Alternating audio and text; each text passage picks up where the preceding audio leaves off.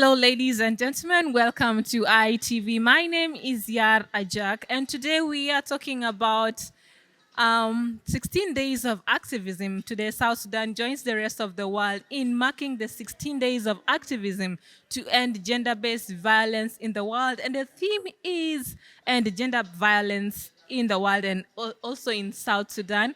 And the color is orange.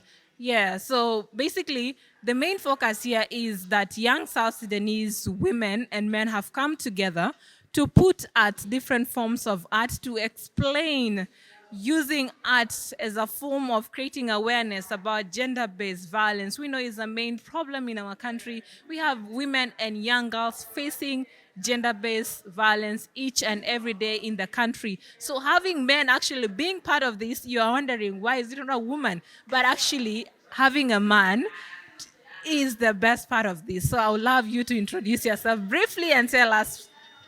Yeah, my name is Julius Busiri Korsuk. I'm a South Sudanese artist, but above all, I'm a public health specialist. That's my profession. But I do art as a passion, and I use it to achieve a part of my agenda in social reforms. And gender and women empowerment sits very deep in my heart. Okay. And I learned that you are the one behind actually the idea of having art exhibition as a way of actually telling messages and creating awareness about gender-based violence. People would think like, why not a woman doing this? And now as a man, why do you think it's very important for men to be involved in this?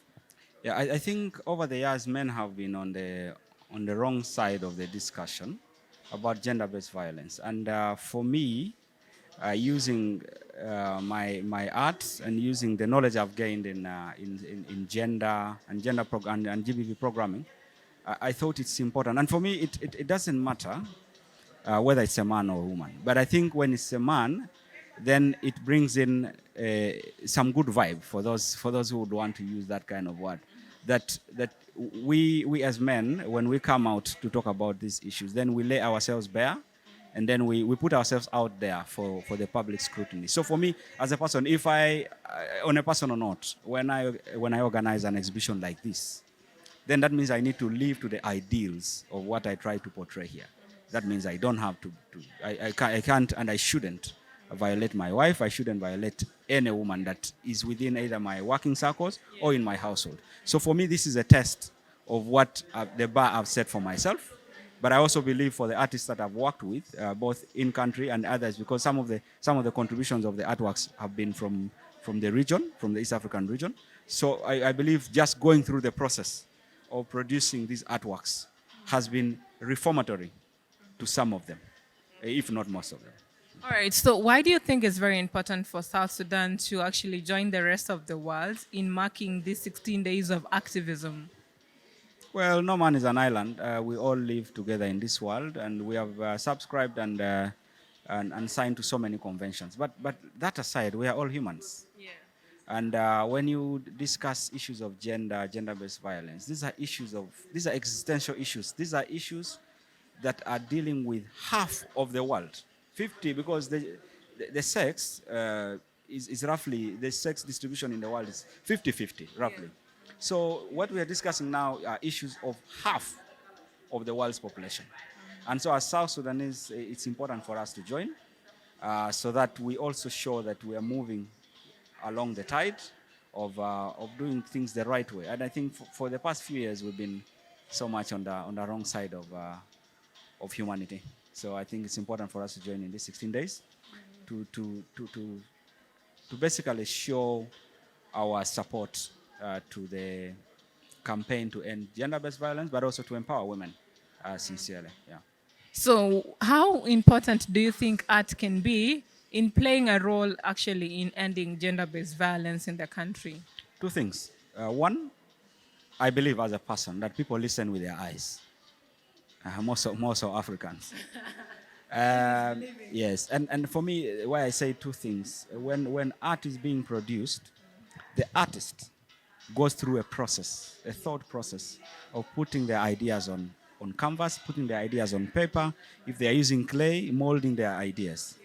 And so when you mold an art piece, that speaks about any gender-based violence, you're convicting yourself not to do the same. That's step one, and for me, that's very important. And then, of course, the other one is to enable the public to come and interact with artwork in such a way that when they look at the artwork, it speaks to them and they reflect on the realities that they are living in. One good thing about art is that if you see a painting will depict characters. There will be a composition, but you can't blame it. You know, with the gender issues, because it's a power issue, power relations, many times people want to blame the other person, but you can't blame a painting. So it will speak to you, but you can't speak to it back. So whatever it's telling you, it's only you to listen. And that's very important in terms of using art to bring the change. On this particular days, moving forward for the next 15 days, today is the first day for the launch of this art. What is that key message that you want every South Sudanese men and women to understand and actually put into practice when it comes to GPV? Before I answer that, I want to say this, that our exhibition is not actually, and to many people they'll be surprised, it's not actually to show how much GBV is there. This year we've decided to do it otherwise. We have talked about all the bad things that are there, but there are people who are out there doing wonders for the empowerment of women and for the end of gender-based violence. So if you see from the title of the exhibition, Nur Leomon, we are shining light upon those people, those men, those women, those boys and those girls who have done great things to ensure that women and girls prosper and live a dignified life. So in the coming days, and for us, we would want to take it for the entire year until next year when we return here. We would want that people do some self-reflection about what gender-based violence is, what is it that they contribute to gender-based violence, and what is it that they can contribute to reverse that. So for me, I think if we have some self-reflections as individuals, I don't want to put it at government level, community level, those things don't work. It's when we all sweep our front yard that the community will be clean. So let's start with ourselves. Let's support women, let's support girls to achieve their fullest potential. However much it may be difficult for men, because that means losing some of the traditional power men have had. But I mean, what do we use that power for? We failed ourselves with that same power. So let's cede some of that power to our daughters, to our aunties, to our mothers, to our wives, so that we share this world. It's 50-50. And so we can't purport to have it all when the other 50% of the world population is also there. Okay, just to ask this something, I saw it online that people are putting the hashtag end gender-based violence against men. Do you think men are abused? Do they face the same gender-based violence as women? Let me say this. When someone says that, they are trying to fall into the trap of what we call false equivalence. They are trying to justify the neutrality of gender-based violence. But statistics have shown that women, 95% of the time, they are on the receiving end of gender-based violence. And 90%, the men are on the giving end. They are the ones perpetrating. And that's not surprising, because we see it in the community. And so when someone says, oh, we are also there, the 5% men were also going through a gender-based, yes, seek help if you get it, because we have service centers, we have counselors around. Seek help, but you can't run a campaign on that. It's 5%, and the other 95% is what. And just this morning, I was talking somewhere, and I said, who runs a poverty eradication plan for the rich? It's for the poor that need the poverty eradication plan. So it's the women that are going through most of this gender-based violence, and therefore the programs are focused on them. When we reach that time, and I really hope that we do, where there's gender parity, that men and women have equal rights, equal say, girls and boys have equal rights and equal say, then we'll consider thinking of whether we need to change the other way around and advocate for the gender-based violence in the men, because we don't have a lot of resources. We need to put it where the 95% is. That's the reason. All right. Thank you so much, Julius, for your time. I hope to be passing through in the next 16 days. You're welcome. We have quite a number of activities. This is the exhibition in this hall is just one of them. We have the talking circles that are being run by the team from Gender Talk 211 under the Mamara Circuit Village. We have artists beginning tomorrow, and actually even today, some of them have been around. They will be doing live painting. So you come with your idea, we give you paper, we give you pencil, we give you paint, and you put it on paper. And then we'll give you space to hang it, as long as it's within the theme. We have a team that's going to move around Juba on a mobile truck, passing the same message. We have a fundraiser. This is very important, and it's one of the objectives of this exhibition. We have a fundraising campaign for a safe home in Juba. Many people don't know what a safe home is. Exactly. In GBV programming, in GBV prevention and response, we have some critical services we provide. One of them is health services, which is medical. One of them is psychosocial counseling, psychological counseling, which is done by the counselors. And the other service is legal service, which is usually given by the lawyers. Now, there is another one, the fourth one, which is security stroke safety. Because if a woman is violated, we need to give all those four services. Now, of all the years we've given these services, we have missed out on the safety. Because for the safety, it would either mean that this woman would have somewhere to go and feel safe there, according to our own judgment. And we've known that most of the GBV happens among intimate partners, boyfriend, husband, ex-boyfriend, ex-husband. Yeah? And these are people who are usually in the same homes that we stay. So the woman can't go back to where she's been violated. Many times in the past, unfortunately, we've had to admit them in hospitals and keep them like the other patients. And in some places where that's not possible, they've been kept in police cells for their own safety. Imagine somebody being kept in a police cell, they have come to report a violence against them. And in the worst case scenario, they have been sent back to the streets because the counselor can't take them home and they have nowhere to go. Yeah. And so we've asked ourselves as people who are concerned, as people who are agitated by these things, that why not, as South Sudanese, we've always been generous people, why not put money together, contribute for the construction of a safe house, a safe home in Juba. We'll keep it in a separate place for security reasons. But together with Mamara Circuit Village entity, we've done a program for fundraising. So some of the artists, actually most of them, any sale that goes through, part of a percentage, 10% goes to the fundraiser. We have a marathon coming up after the end of the 16 days.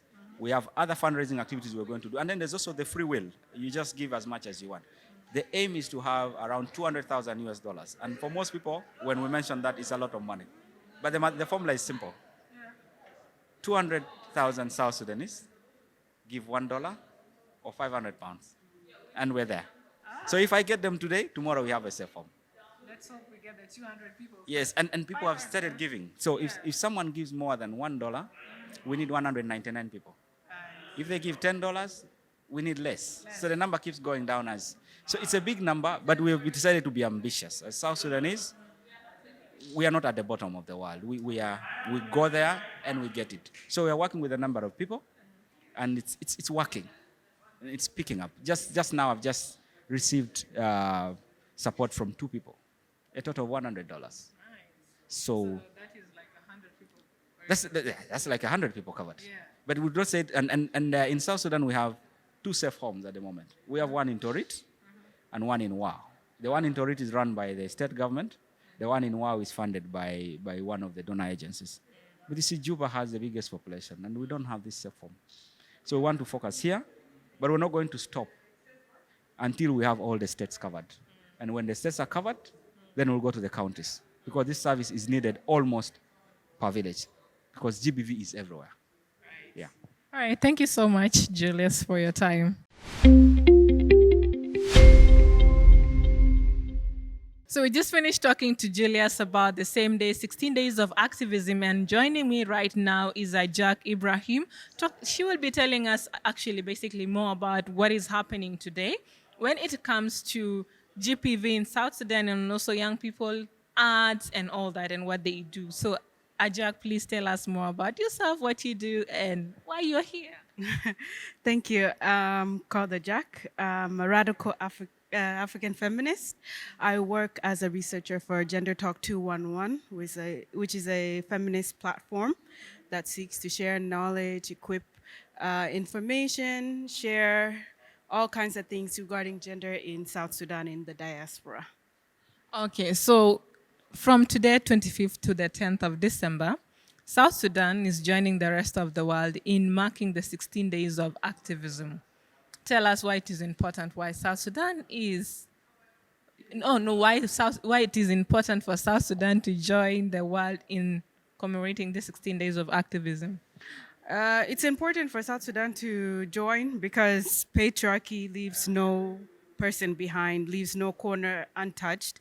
So South Sudan also is affected by patriarchy and as well as violence against women and girls. So for us to partake, we're able to voice our opinion, share our different encounters with patriarchy because we know that not everybody experiences patriarchy the same, but there are the same themes everywhere, but there may be different experiences, nuanced experiences for everyone. So it's important for us to show our struggle, our fight, what we're doing, and show the world that we do matter and that we are here. All right. This year's theme is End Gender-Based Violence and is Orange the World. Could you tell us more about the theme and especially the Orange the World? We already know the theme is ending the gender-based violence, right? If you look at the color orange, it's bright. So they basically drew from that. It stands for brightness in the future. It stands for a bright future in ending violence against women and girls. So, I think earlier you talk about the degree, the I mean, actually, it's the degree of the levels of how gender-based violence is different in different countries. And in South Sudan, how would you actually put down into words when it comes to gender-based violence, the level, what is our level in South Sudan? it's Yeah, I mean, you don't have to have statistics, but according to your observation, you work in a feminist organization, right? And these are some of the things that basically you all focus on when it comes to gender based violence. What is your experience having worked with feminist organizations? I don't know if we could really put violence on a spectrum because violence in itself, any amount of violence is already harmful enough. But the problem with South Sudan is because we are a new country, the newest country. So during our liberation struggle, we didn't shy away from patriarchy. There was that patriarchy and that violence against women. But people would justify the violence against women saying, oh, let us get our freedom first as a state before we now start fighting for women's rights. So now it had created a hierarchy of liberation where state liberation was first, then gender liberation, which was second, which we know that there should never be any spectrum or hierarchy of liberation or oppression, fight for oppression.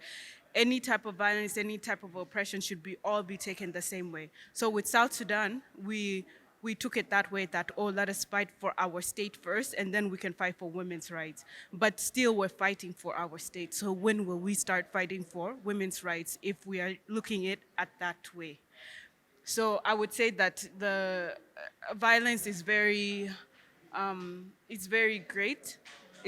Not great, very big and large and paramount. So, and since we're a new country, people are thinking that we are now, people like me who have been in the diaspora, we are now bringing Western ideas of thinking, even though we know feminism was alive and well in Africa and we didn't have to look to the Western world for our blueprints for our liberation.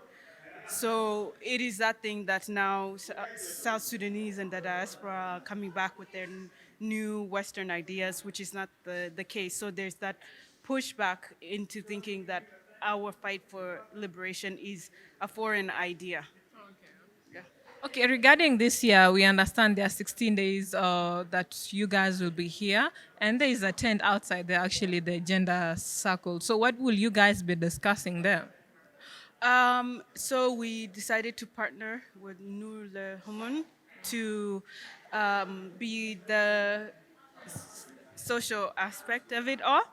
We created the talking circles, and basically once everybody comes in this exhibition, they can step outside and we can create a safe space that we can talk about different things, maybe on different days. Like today is the day, the commemorating day. There are different holidays like the Human Rights Day, the Disability Rights Day, so we can use different days to talk about different topics. Ask people what do they think about the artwork, what intrigued them, what did they draw from it, and so on and so forth, just to create a safe space that allows for them to give ideas, share their ideas and feelings. Okay. Understand under gender talk, there is Mama Circuit. What does that mean? No, gender talk is under Mamara Sakit.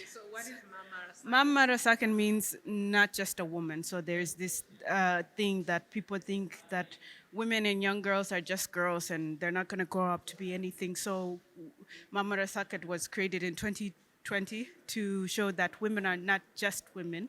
We are more than that, more than what patriarchy sees us to be, and so on and so forth. So it's a social enterprise that seeks to liberate women and girls through education, through networking, through economic liberation, education liberation, and so on and so forth, that creates sustainability and all of that to better our society. And why do you think it's important for men to be involved when it comes to gender-based violence? Because a lot of people will expect only the women to be the one fighting for themselves, well, some men will be left behind. It's important for men to be a part of it so that they understand the role they play in oppression. Because within the patriarchy, they are the main perpetrators. So for them to come now and join and understand their role they have in oppression and what they can do to now dismantle patriarchy and help to liberate not only women but all of us, and for them to see as well that they too are oppressed under patriarchy, not just women and sexual minorities, also men as well are affected. Do you think men are also affected as women when it comes to gender-based violence? Men are affected as well, but not as much as women.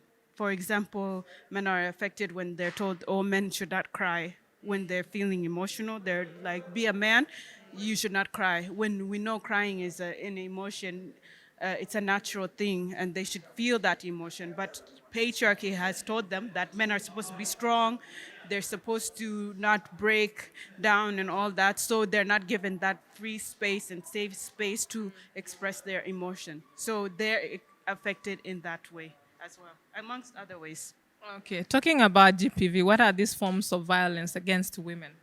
Oh, there's many types of violence. There's physical, verbal, emotional, financial, all types of violence. Maybe some men don't give their wives money for feeding, or sometimes when they feel like their women have acted out, for lack of better words, they withhold money. Of course, there's that emotional abuse where a woman is constantly triggered and told that she's nothing, she will never amount to anything.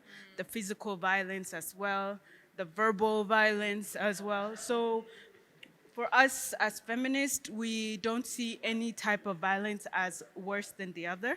All of them are the same, as well as sexual violence. Yeah. Okay. So what is that key message that you want people to get out of these 16 days of activism? Don't let it just be a campaign. Let it be something that you use to push forward and dismantle patriarchy. We're not doing this for fun. It is because our lives amount to it and our lives depend on it.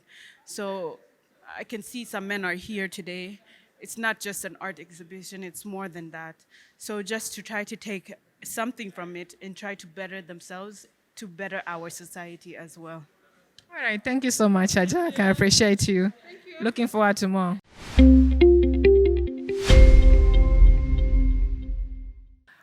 right, you've heard from Julius and Ajak regarding the 16 days of activism and the importance of having art and having both genders, the men and the women, being part of these 16 days of activism. You can join them, and also you can join hands together as South Sudanese, come here at Nyakuren Center, be part of the art exhibition, and also be the person that wants to end gender-based violence, all forms of violence against women, girls, and men in South Sudan should come to an end. So, as Julia says, as Ajak said, it's not about campaign. It's about time you put it into practice and make sure that GPV ends in South Sudan. Let's orient the world for a brighter future.